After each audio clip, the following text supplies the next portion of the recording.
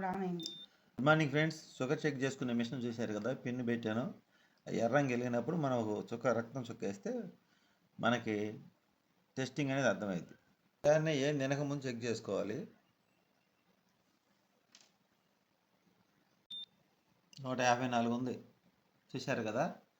Morning ఉదయాన్నే 154 ఉంది sugar. జీవితంలో ఏది రాకూడదని కోరుకోకూడదండి. వయసును బట్టి అన్నీ వస్తానే ఉంటాయి. ఏ వయసుకి ఏది రావాలో అది వస్తూనే ఉంటుంది. ఒక వయసు రాగానే బీపీ వస్తుంది, ఒక వయసు రాగానే షుగర్ వస్తుంది. అది ప్రకృతి సహజసిద్ధం. కానీ వచ్చిన వాటిని ఎలా ఎదుర్కోవాలనేది భగవంతుని మనం ప్రార్థించాలి, ఆ శక్తిని మనం ప్రసాదించమని.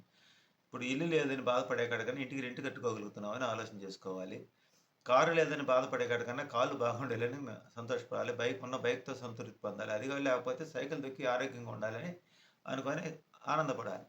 ఇలా ఉన్నదానితో తృప్తి చెందాలి. వచ్చిన అనారోగ్య సమస్యలన్నీ పోవాలని మనం కోరుకోకూడదు. అది మనిషి పోయినప్పుడే పోతాయి.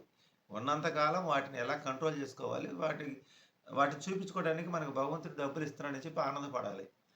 ప్రతి ఒక్కటి మనకు ప్రకృతి సహజసిద్ధంగానే పగలు, రేత్రి, గాలి, వాన, తుఫాన్లు, వరదలు, బీభత్సాలు ఎలా ఉంటాయి, మన జీవితంలో కూడా ఇలాంటి అలజడులన్నీ మనం ఉన్నంత కాలం ఉంటాయి.